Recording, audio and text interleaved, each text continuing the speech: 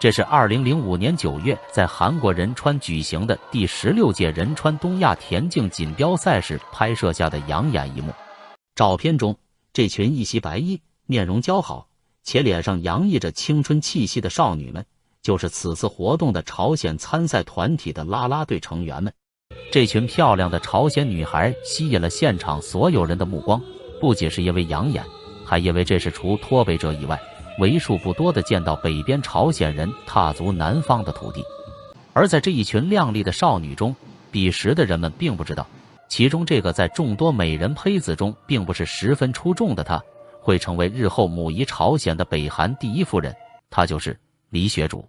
当时的她年仅16岁，这是她最后一次在国际视线下展现出干净且稚嫩的脸庞。其实这并不是她第一次踏上南边的土地，她最初亮相南韩其实是在2年之前。这是2003年3月在金刚山举行的南北分裂后首次联合活动南北青少年红十字友谊植树活动上的照片。据说当时北韩的参与者名单中就有李雪主的名字。当时还是个年仅14岁初中生的她，并不知道自己日后会成为北韩的第一夫人。而那时的金正恩也还未满20岁，才刚从瑞士留学回北韩后不久。虽然身为太阳之子，但那时的他也并没有在众多皇仔中崭露头角。比他更出名的，被外界普遍认为是金家准太子的，是金正日的长子金正男。此后，等到李雪主再次出现在人们的视野中，他已经成为了金太阳的后宫歌舞团银河管弦乐团的一员了。浓妆艳抹的他站在舞台上，演唱着歌颂太阳的歌曲，早已经失去了当初清纯的模样。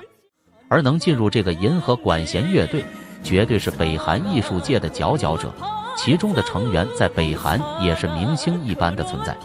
当然，想要进入这个组合的条件也是苛刻的，因为这也是金太阳的后宫歌舞团，直接接受太阳的检阅。据说银河管弦乐团是金正日的妹夫张承泽创建，用来取悦金老大和北韩高层的。据说张承泽对每一个入选的成员都会亲手把关审核，确保金老大能放心享用。而不知道从哪一天起，李雪主表演时的观众席上，金老大的身边就多了一个年轻的身影，那就是金正恩。而此时的金正恩已经是北韩的准储君，也就是未来北韩的第3颗太阳。对于这么一颗即将升起的太阳，许多北韩的年轻女孩都挤破了头，想让年轻的金正恩注意到自己，成为未来3太阳身边的那个第一夫人，因为这是他们最高的追求。一旦抓住这个机会，就能一跃成为凤凰。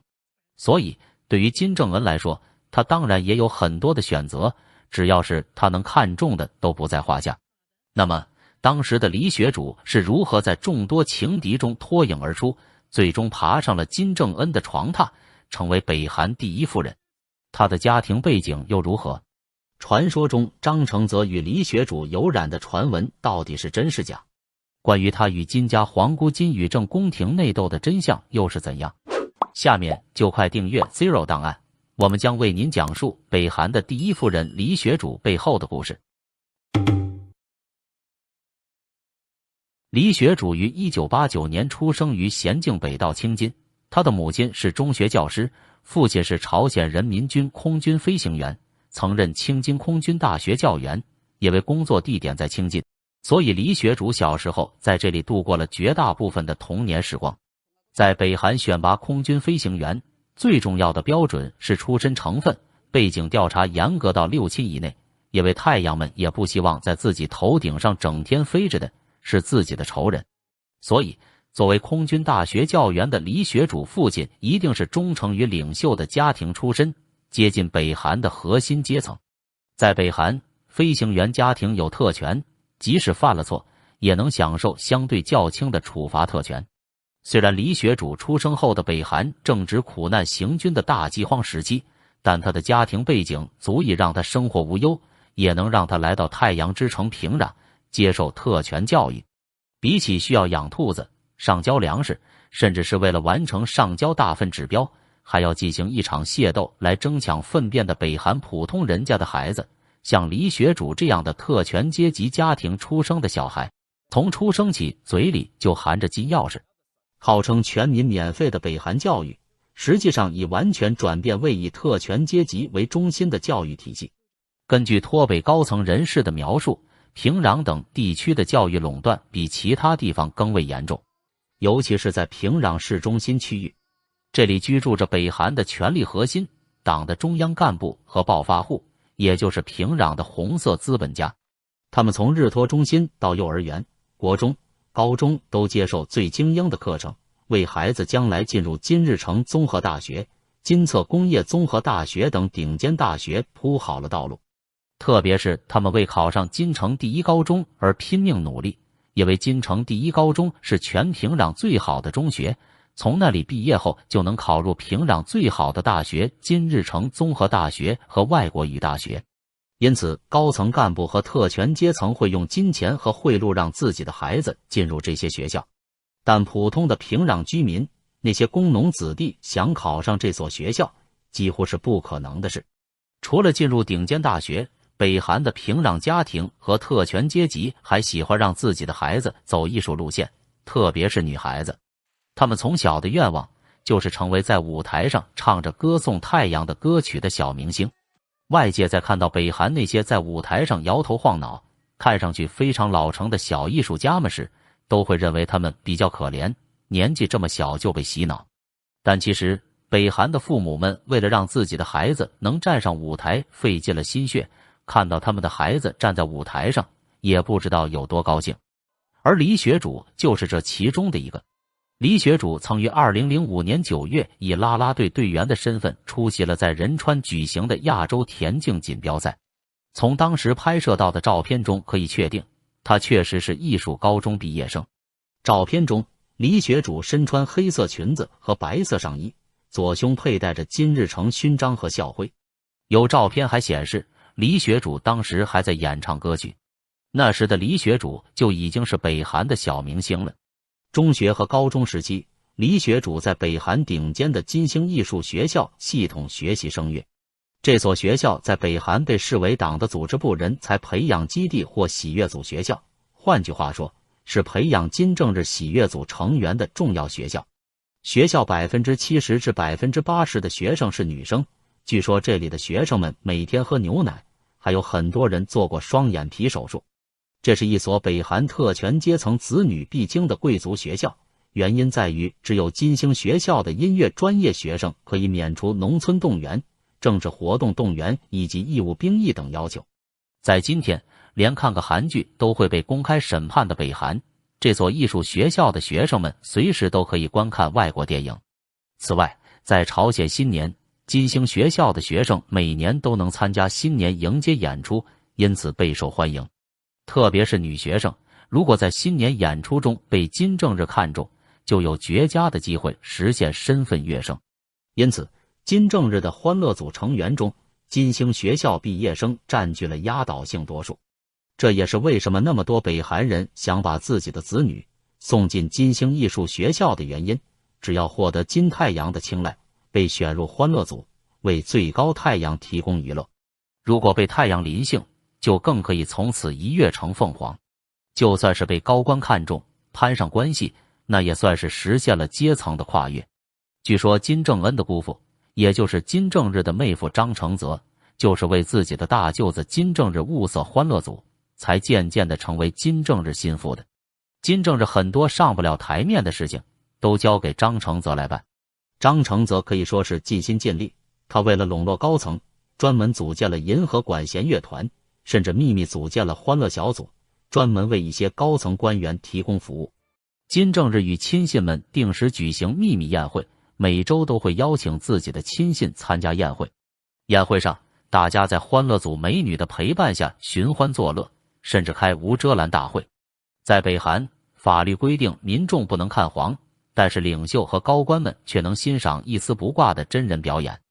据说，在1978年，张承泽私自挑选属于自己的欢乐小组并举行秘密宴会的丑闻曝光后，金正日勃然大怒，斥责张承泽说：“你是谁，竟敢模仿我？在这片土地上，只有我才能拥有权利。”进入20多岁后，李学主以银河管弦乐团合作歌手的身份出道。虽然他在舞台上留下了深刻印象，但他的歌手生涯相对短暂。从2010年9月的音乐会到2011年2月的春节音乐会，以及为在朝鲜访问的中国高级官员举办的特别演出，就是他全部的演出经历。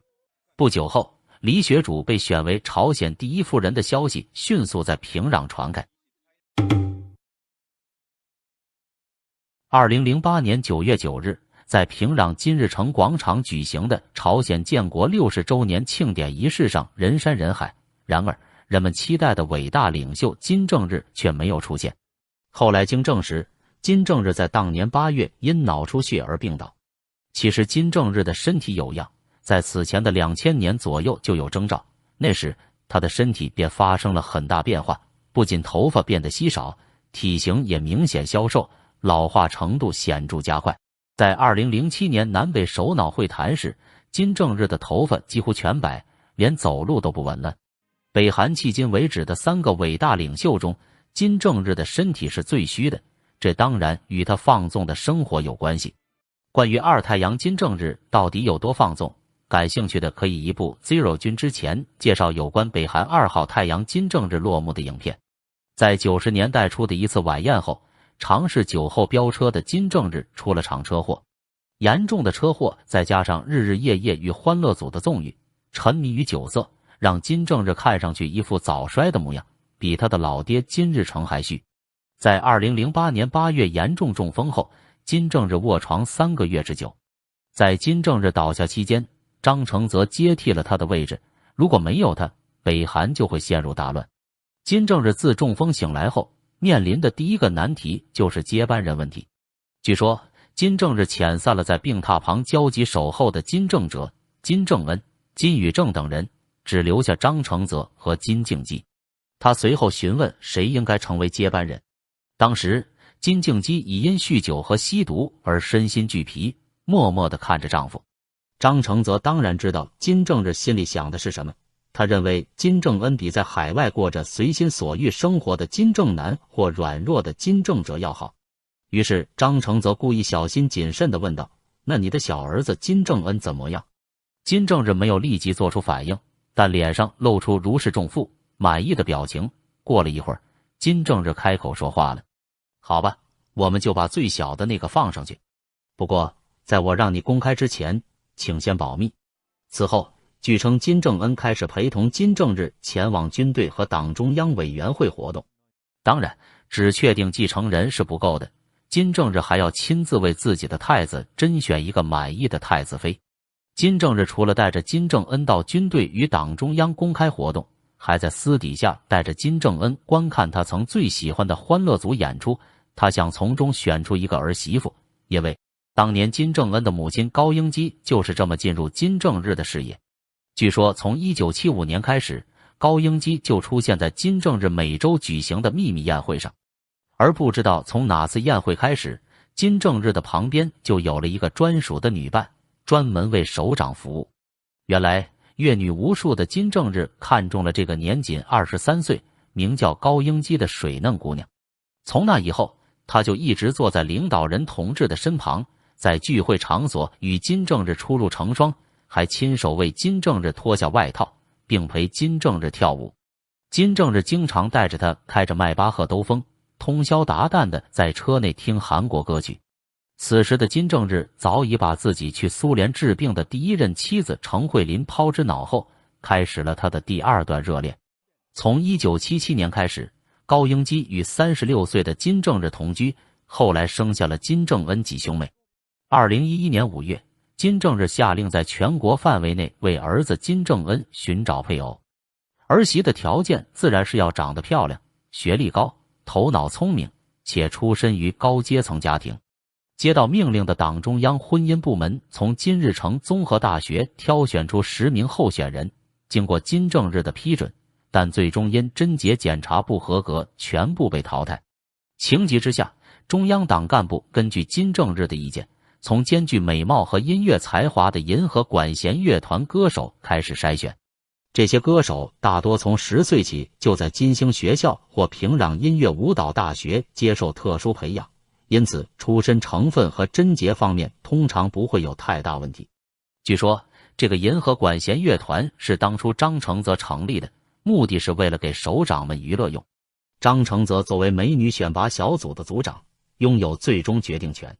经过3次审核过的美女，个个都是人间绝色，从身体和生理上都无可挑剔，且已经经过体检确保是处女，并无妇科疾病。而在这个基础上，张承泽仍然坚持由自己进行终审。他还别出心裁地发明了望闻摸探4个审核步骤，即望其容颜、闻其体味、摸其肌肤、探其眼密。遇到中意的美女，甚至还会要求对方抬起大腿看个仔细。张承泽还经常陪着高官一起喝酒、看美女，甚至和女人一起跳脱衣舞，整日里乐此不疲。在经过金正日把关筛选的一众美貌的预备太子妃中，有一次金正恩看中了出场表演的李雪主，而且一眼就看上了她，两人很快便开始约会。最终李雪主被选为金正恩的妻子，但她的出身成分相对较低，引发了不少争议。他的父亲从空军飞行员退役后被分配到平壤高丽航空公司，家庭经济开始拮据。忍无可忍的李雪主母亲做起了海外代购生意，但因买到假货反被骗，导致家中债台高筑。朝鲜保卫部为这位准第一夫人清偿了所有债务，随后李雪主一家搬进了平壤的高级公寓。据说这一安排还在平壤引发了不满，保卫部为此头疼不已。带头议论李雪主的人主要是高龄的平壤权贵老太们，他们因为能让自己的孙女成为金正恩的妻子，而将怨气撒在李雪主身上。这些平壤权贵老太聚在一起，批评李雪主以如此平凡的背景，怎么能成为朝鲜国母？据传，金正恩在得知他们背后诋毁自己的妻子后，下令加强对这些老人的管理。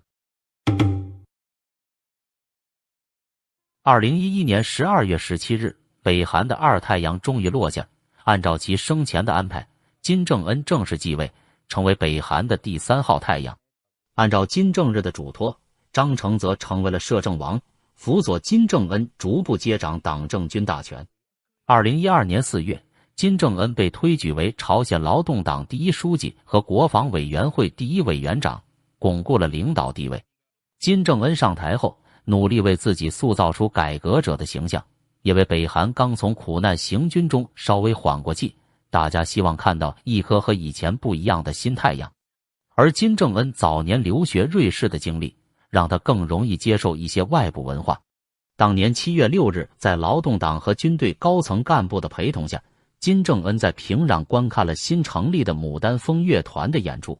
在向全国播送的电视节目中，身着短裙的苗条女演员们不仅演奏了北韩的流行歌曲，还演唱了美国电影《洛奇》主题曲《My Way》等代表资本主义的歌曲。这让整天被宣传要抵制西方资本主义靡靡之音的北韩民众感到出乎意料，认为金正恩是一颗与以往不同的太阳，也让外界纷纷预测金正恩政权将发生变革。牡丹峰乐团的示范演出影片向世界公开后，更让人出乎意料和感兴趣的是，那名坐在金正恩身边的神秘女子。北韩当时公布了这名女子的正面照片，但没有透露她的身份。这是李雪主在金正恩继位后第一次出现在公众视野中，而在此之前的2个北韩太阳中，只有金日成的第2任妻子金圣爱以第1夫人的身份，在1994年美国前总统卡特访问平壤时出现在公众视野中。金正日则根本就没有让自己的第1夫人公开身份在公共场合，因为花心的金正日有数不清的女人，以至于不知道让哪一个出来才好。所以一开始有些人在看到金正恩旁边的这个女人时，猜测这名身份不明的女子是牡丹峰乐团的成员，还有许多人声称她是金正恩的妹妹金宇正。接着牡丹峰乐团演奏影片公开的隔天7月8日，这名年轻女子再次出现在北韩电视台。当天是金日成逝世18周年，金正恩带着高级干部前往锦绣山太阳宫祭拜祖父遗体。北韩中央电视台播出的画面显示，这名年轻女子站在金正恩身旁鞠躬行礼，而其他高级干部则站在后排。直到7月25日，朝中社报道称，金正恩出席了新建的绫罗人民游乐园的竣工仪式，并称金正恩元帅携夫人李雪主同志出席了竣工仪式。大家这才确定，这位备受质疑的美女原来叫李雪主，竟然还是北韩第一夫人。金正日去世后，金正恩与李雪主在完成葬礼和100天悼念期后，举行了非公开的婚礼。成为正妻的李雪主长相与被神化的金日成妻子金正淑极为相似，穿着也模仿金正淑，出现在公开场合。后来，李雪主频频与金正恩一同亮相，从最开始清纯的少妇，一直到后来的成熟女人形象，频频引起外界关注。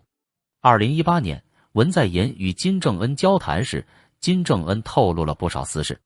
据说他曾说，父亲看到我后让我跟那个女人结婚，所以我结婚了。金正恩还分享了与李雪主婚姻的幕后故事。据说李雪主成为第一夫人后，平壤的其他名字为李雪主的人被驱逐出城。北韩自金日成时代起就进行个人崇拜，普通人不得使用与最高领袖相同的名字。金日成、金正日、金正恩的同名者都被要求改名，甚至连去世20多年的金日成本名金成柱也被禁用。金正日时期，38人因名字与他相同而改名，金正恩上台后，59人迅速改名。因此，平壤的金日成、金成柱、金正日、金正恩仅限于金氏家族。但金正恩更进一步，将妻子的名字也纳入个人崇拜范围。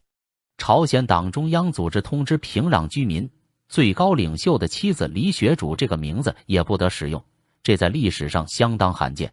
当时平壤除金正恩的妻子外，还有6名同名李雪主。这些李雪主们不满连夫人的名字都不能用，采取了拖延改名的策略，引发了意外的反抗。惊慌失措的中央党将使用李雪主名字的居民及其家人定为问题根源，全部驱逐出平壤。李雪主的出场也给北韩带了一些其他变化。据说北韩最想进口的韩国产品是化妆品，尤其是李雪主喜爱的雪花秀，深受朝鲜女性追捧。在朝鲜高官阶层中，使用韩国产品被视为财富的象征，颇为自豪。做生意的人如果穿着韩国产的衣服，背着韩国产的包，周围人的态度都会不同。据说金正恩也曾向党干部赠送广受欢迎的韩国化妆品套装作为新年礼物。北韩官员在中国的延边秘密购买了1000套韩国化妆品，分发给高官。据说在结婚前，金正恩曾带着李雪主及乐团成员赴欧洲演出旅行，为准新娘李雪主从头到脚赠送奢侈品。负责白头血统奢侈品走私的39号室规避国际制裁，动用海外精英为领袖采购物品。在瑞士留学期间培养出高品位的金正恩钟爱价值1600万韩元至2亿韩元的百达翡丽手表。他与李雪主还曾佩戴价值约120万韩元的瑞士情侣手表。金正恩的密友罗德曼在采访中透露，李雪主最爱 Gucci 和 Versace， 首饰则偏好价值500万韩元的 Tiffany， 同时也不拒绝 Chanel、Dior 和 Prada 的包。由于李雪主的带动，朝鲜女性开始追求华丽的服饰和仿冒名牌包。近年来，背着假名牌包、穿着高跟鞋和迷你裙的朝鲜女性增多。面对管制，有人甚至抗议：李雪主也穿这些，为什么我不行？李雪主基本上每隔一段时间就会与金正恩一同露面，出镜率极高。他隐匿的最长一段时间就是在2020年1月参加完30渊剧场的农历新年演出后躲藏了1年。外界一度有疾病和清洗等传闻传出，直到2021年2月，韩国国家情报院宣布李雪主一切安好，由于新冠病毒疫情，他没有出席官方活动。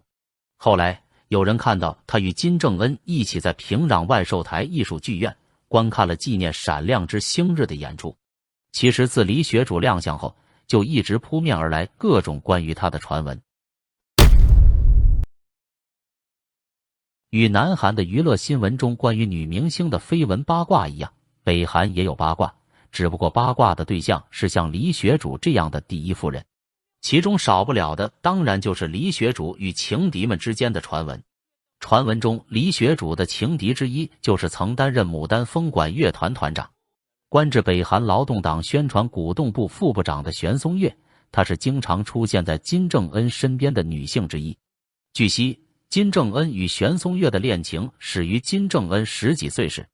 2000年，金正恩从瑞士伯尔尼留学回国后，未能返回平壤，而是与母亲高英姬在故乡元山生活，相当于流亡。他住在元山的一处特殊别墅里，但不允许外出。而且元山没有像金正恩这样的高层子弟可以上学的学校，所以金正日请了私人教师来教育他，但金正恩觉得这很枯燥乏味，很不满意。在这种情况下，金正日每隔1-2周就会回元山一次，看望高英姬和他的孩子。在这个过程中，北韩劳动党第5师团的成员们也前来照顾金正日一家，玄松月也在其中。金正恩和玄松月就是在这个时候初次见面的。玄松月对比他小7岁的金正恩特别怜悯，对他照顾有加，而金正恩也把玄松月视为自己的亲姐姐。玄松月无微不至的照顾，让青少年时期从未得到过真正关怀的金正恩产生了依赖感，特别是自金正恩的母亲高英姬在2004年因乳腺癌去世后，慢慢的，金正恩对玄松月的感情发展成了对玄松月的暗恋，而玄松月也接受了金正恩与他关系的改变。据说玄松月是金正恩的初次性伴侣，然而当金正日发现金正恩与玄松月发生关系后，勃然大怒，最终爆发，亲自处罚金正恩，并将玄松月开除出朝鲜劳动党第5部，并强迫她嫁给一名军官。之后，金正恩被迫与金宇正一起进入金日成大学特别班学习。然而，金正恩大学毕业后，金正日的健康状况迅速恶化，甚至无力关心金正恩的私生活，因此有传言称，金正恩最终与玄松月再次走得很近。然而，另外一种更有说服力的推论是，金正日因为非常欣赏玄松月的歌唱实力，所以渐渐对她亲近，像亲女儿一样珍惜她，自然而然地与金正恩成为如同兄妹般的亲近。值得关注的不是玄松月，而是玄松月的丈夫。她的丈夫2000年代中期曾在炮兵部队服役，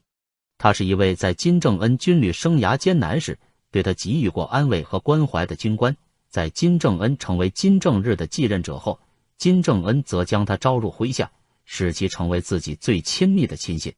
据悉，他目前在警卫司令部任职，据说金正恩对他非常信任，甚至连他家都设有直通金正恩的电话。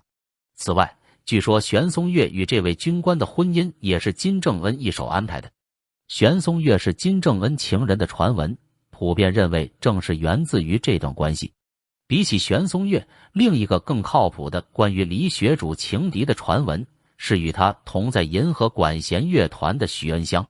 据北韩消息人士透露，金正恩最初在银河水管弦乐团中关注的是一位名叫徐恩香的29岁女性。徐恩香2006年毕业于平壤音乐大学，成为国民演员。据称，徐恩香歌唱得好，性格活泼，在金正日父子面前表演时，即使犯错也会被一笑置之。据说曾经留学过欧洲的金正恩是看上了他偏西方化的外貌和他出色的身材。然而，在北韩第一夫人的角逐中，徐恩香败给了李学主。消息人士称，李学主之所以被选为金正恩夫人，是因为他与金正淑长得像。金正淑是金日成的妻子，金正日的母亲，金正恩的祖母。北韩将金正淑尊为北韩之母，并将她的生日定为节日。金正恩在执政初期为赢得民心，刻意模仿金日成的发型和着装风格。同样，金正日也希望儿子的妻子能尽可能拥有与金正淑相似的形象。李学主在金正日去世前不久的演出中被选中，所以李学主并非金正恩最中意的结婚对象，而是为了弥补金正恩年轻领袖形象的不足而被紧急选中的。除了李学主的情敌传闻，还有更劲爆的传闻说，张承泽曾经与李学主有染。2013年，金正恩以腐败罪名处决了姑父张承泽。不过，当时韩国方面提出了各种假设，称张承泽被清洗的原因另有其他，其中一条是有关其姑父张承泽与其妻李雪主的婚外情的传闻。据说李雪主当初所在的银河管弦乐队就是张承泽组建的，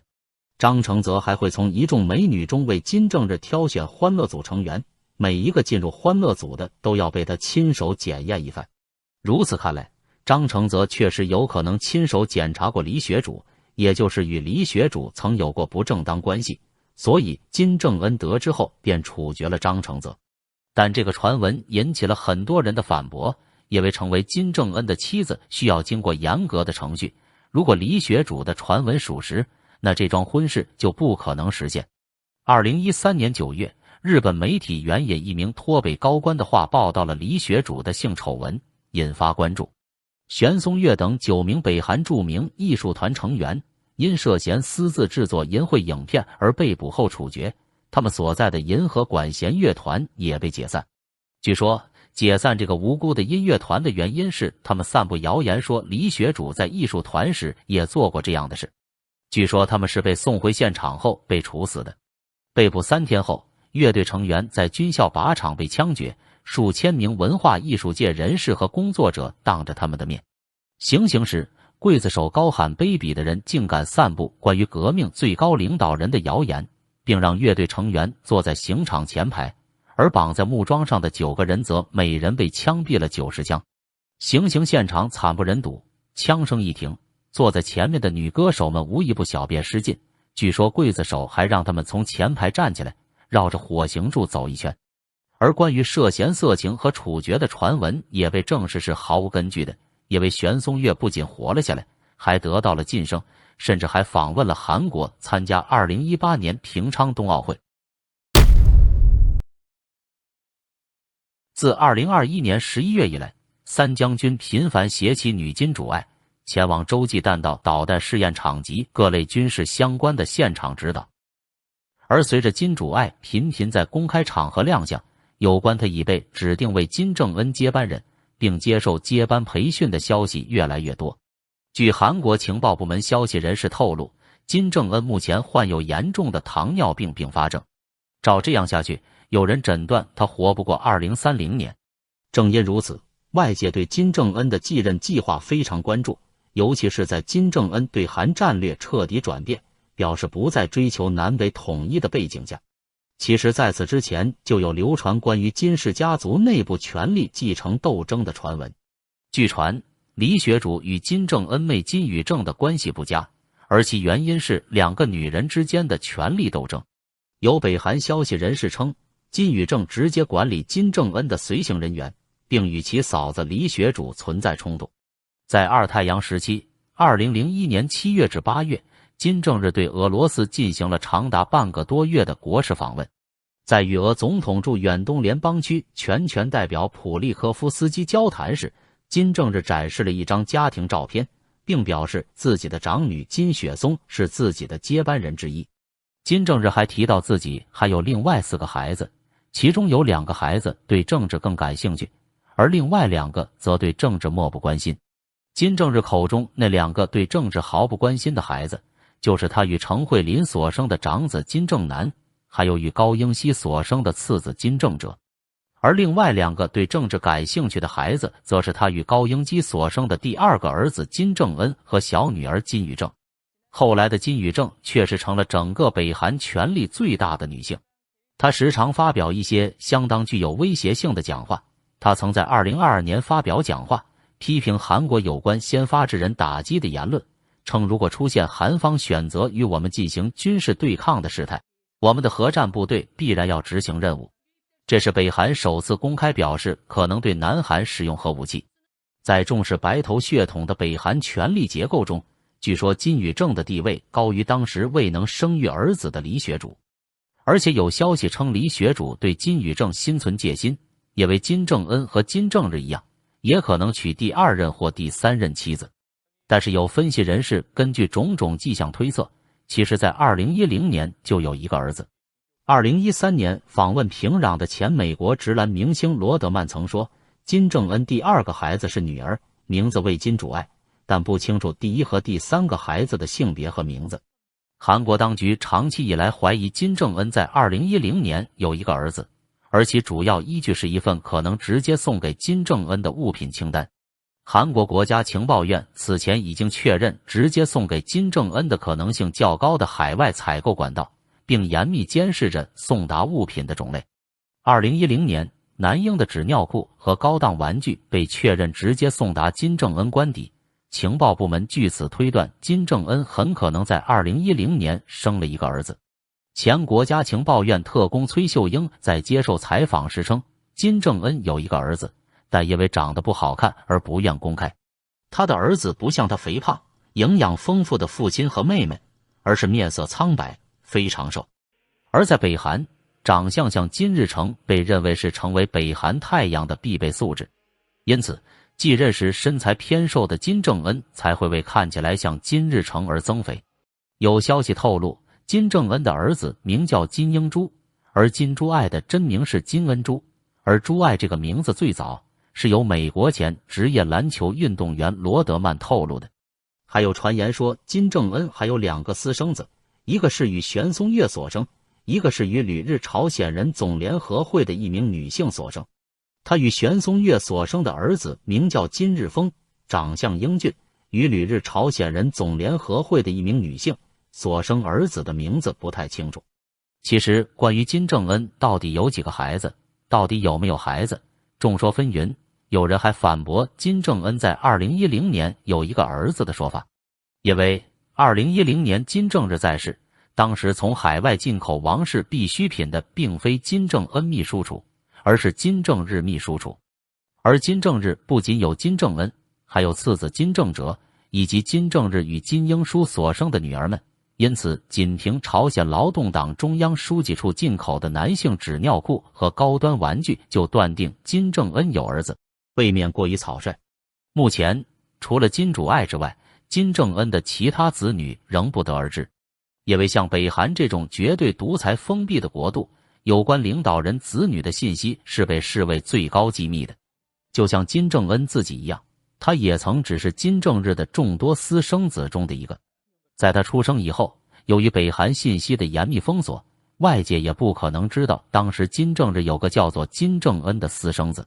有分析认为，目前让金主爱频频露面，是金正恩在刻意培养他辅佐未来太子的能力。至于在3太阳落下后，未来北韩真正的4胖会是谁，这还是件外界无从得知的绝对机密。而或许在不久的将来，4胖永远都没有出现的机会了。